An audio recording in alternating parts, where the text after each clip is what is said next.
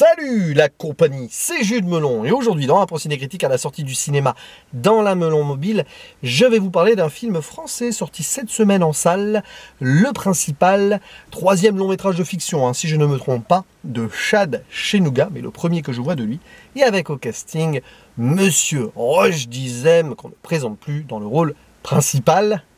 À ses côtés, l'inénarrable Yolande Moreau, qu'on adore. Il y a également Marina Hens, Eddie Bouchenafa, Yannick Chouara ou encore le jeune Djibril Bira qui probablement ici fait sa première grande prestation sur grand écran. Et il s'agit ici d'une œuvre basée sur des faits réels, assez dramatique et sociale, qui va nous raconter l'histoire d'un principal, attention, adjoint, c'est important, le principal mais adjoint, nommé Sabri Lalali, son nom de famille peut avoir à mon avis une importance, qui fait super bien son travail dans un collège, voilà, qui est probablement près de Mulhouse.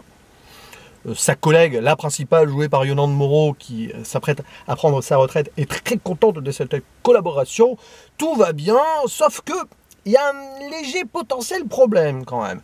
Le fils de ce principal adjoint est en troisième dans ce même collège. Conflit d'intérêt peut-être, ou pas, ça peut bien se passer, mais en fait, il va y avoir un petit événement, alors que le brevet des collèges arrive, enfin voilà, qui va mettre le père et le fils potentiellement dans le pétrin, et mettre éventuellement leur potentielle ascension sociale à chacun des deux. Le principal adjoint voulant devenir principal avec des belles notes de service et le fils peut-être accéder à un lycée prestigieux. Bref, tout ceci va être mis à mal potentiellement par quelque chose que je ne vais pas ici développer. Ajoutez à cela, léger détail, mais la mère du fils est ex-femme apparemment, je ne sais pas s'ils sont divorcés, mais ils sont plus ensemble en tout cas, est professeure dans ce même collège. Elle est très amie avec un prof d'histoire qui méprise le principal adjoint et vice-versa, et qui a le fils dans sa classe. Et en plus, notre principal adjoint a un frangin qui ne va pas bien psychologiquement, qui est un petit peu livré à lui-même, qui fait des bêtises, et c'est compliqué entre eux. Mais ils sont quand même à se voir pas mal, etc. Donc nous avons ici une chronique familiale et professionnelle mélangée, qui est construite en mode presque rise and fall d'une certaine manière. On n'est pas dans du Scorsese là, Quand je pense à rise and fall au cinéma, j'ai Scorsese en tête. Et avec une touche très particulière, tant et si bien que je ressors de ce film un peu embêté. J'ai pas totalement apprécié ce film. Alors je suis d'autant plus difficile avec ce genre de métrage que moi-même je travaille dans le domaine de l'éducation. Alors je ne suis pas principal, je ne travaille pas dans un collège, mais j'ai déjà évolué dans un collège et j'ai côtoyé les principals, je côtoie des proviseurs adjoints, etc. Je vois le travail qui est à abattre derrière. De toute façon, dans l'éducation nationale, professeurs, proviseurs, principaux, tout ça, ça bosse à mort et il y a des choses à gérer, n'en déplaise à certaines ou certains. Je ne parle pas de vous qui regardez cette vidéo, je parle plutôt des hauts placés, là. Une petite pique comme ça gratuite.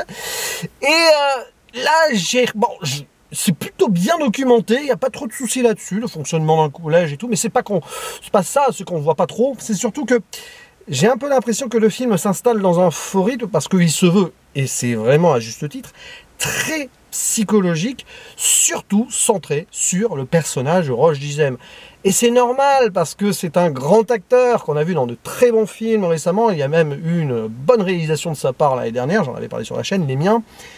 Et il a ce charisme-là qui fait que d'ailleurs il est impeccable dans la prestation psychologique et dans les méandres de son protagoniste qui visiblement, alors je ne sais pas pourquoi, mais je l'ai trouvé détestable de A à Z, ce monsieur. Mais c'est pas qu'il y a des circonstances atténuantes, enfin on pourrait imaginer que si, c'est juste que on comprend cela. C'est un film qui est bizarre parce que à la fois il peut être très explicatif, notamment dans sa première partie, parce qu'on passe d'une scène à l'autre, machin, chose, truc, on voit des personnages, puis on les développe pas trop, mais on les revoit après, puis on essaie de créer des liens et tout, mais on gravite quand même, uniquement autour donc de ce monsieur qui s'appelle Sabri Lalali. Et à un moment, c'est pas qu'on se perd en lui, c'est qu'on essaye de voir un peu plus, de creuser. D'ailleurs, la caméra elle-même, je pense que la mise en scène est faite pour, on essaye de voir à travers cette âme d'un homme qui semble prêt à tout.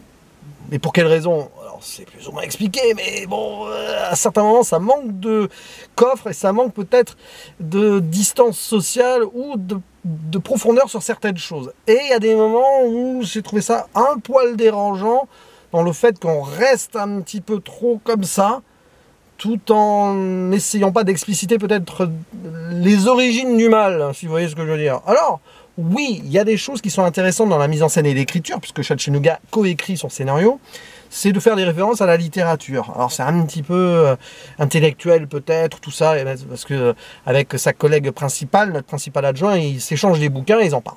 À un moment, on demande donc à notre héros, anti-héros, hein, quel est son livre préféré. Il répond Martin Eden de Jack London. Alors si vous connaissez Martin Eden, personnage qui va s'individualiser dans sa quête d'ambition et finir par s'y perdre, ben voilà, hein, l'écho est là, l'effet miroir ici, notre personnage principal, c'est un peu un Martin Eden dans notre France aujourd'hui, quelqu'un qui par individualisme et avidité de succès pour se prouver à quelque chose et prouver à la société, va finir par faire trop de choses négatives et oublier un petit peu le cercle social autour de lui. C'est quelqu'un qui visiblement a grandi dans une cité, ça on l'apprend hein, de façon plus ou moins factuelle en deuxième partie de métrage, qui semble un petit peu avoir oublié ses origines afin de monter socialement et d'être important dans la société française.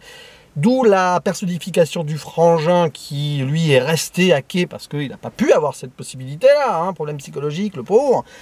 Mais on se demande ici quel est le message du film en fait. Je pense qu'il n'a pas voulu en mettre un frontalement Chatchenouga. Et encore heureux finalement peut-être, parce qu'au moins ça nous laisse l'interprétation. Mais je trouve qu'ici ça manque de point de vue, ça manque de caractère, ça manque de...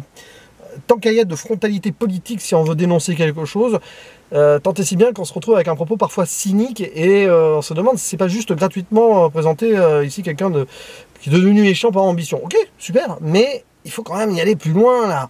Quelqu'un qui s'est isolé pour réussir, et même avec son fils, pourtant il a des superbes relations avec lui sur le papier, mais...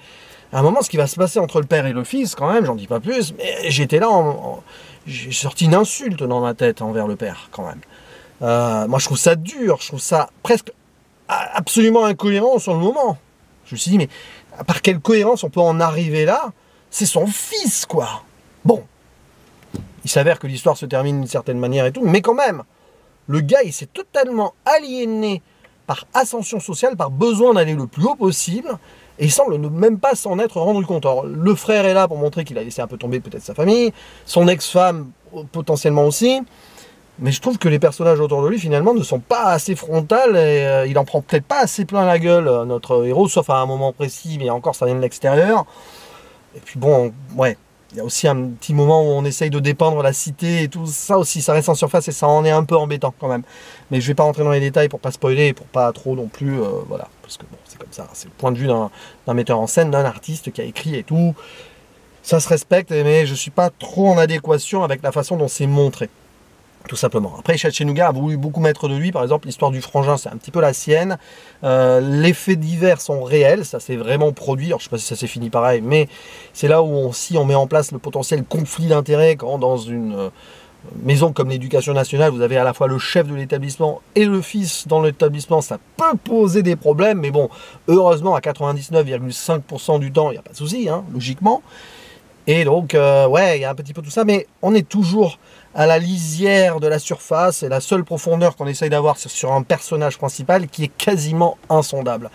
Du coup, il en ressort un film qui vivote par définition, même s'il n'est pas mis en scène de façon mauvaise, bien au contraire, beaucoup de plans fixes, des choses qui nous renvoient à des effets miroirs à travers des cadres. On est en plein ici dans une forme de classicisme habituel pour représenter ici comment un personnage évolue dans son errance personnelle et dans sa perte de quête d'ascension, si vous voulez. On y est, c'est très bien fait, mais voilà, quoi. Après, on peut s'amuser aussi du choix du nom de Sabri Lalali, sonner Lalali, quoi, hein, c'est un rapport à la perte. Donc, je sais pas si ça a été trouvé par hasard, mais ça m'a fait marrer. Voilà, et puis bah, autour de Roche Dizem, qui est excellent, hein, bah, ça gravite quoi. Yolande Moreau ne peut pas donner corps totalement à un personnage qui en est presque un comic relief, et je trouve ça dommage parce que c'est une principale qui a beaucoup bourlingué, qui prend sa retraite. À un moment, on sent qu'elle est presque triste de partir, mais ça va pas plus loin. Une histoire à la Thalasso là qui sert strictement à rien en fait. Hein. Marina Hens qui joue la mère et donc l'ex-femme.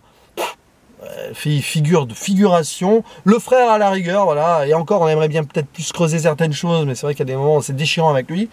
Et bon, le fils, voilà, que j'aurais aimé voir un peu plus, parce que finalement, lui aussi, il est au centre du problème, et bah, à part le voir composer de la musique électro, puis bon, le conflit avec son père, forcément, à un moment, ouais, non, c'est assez plat à ce niveau-là. Mais heureusement, Roche Dizem et le personnage de Roche Dizem, forcément, ça donne au moins la possibilité à ce film de vivre et d'explorer quand même des choses qui sont dures, hein, des thématiques qui sont assez violentes, mais très en adéquation avec notre société où il faut toujours plus.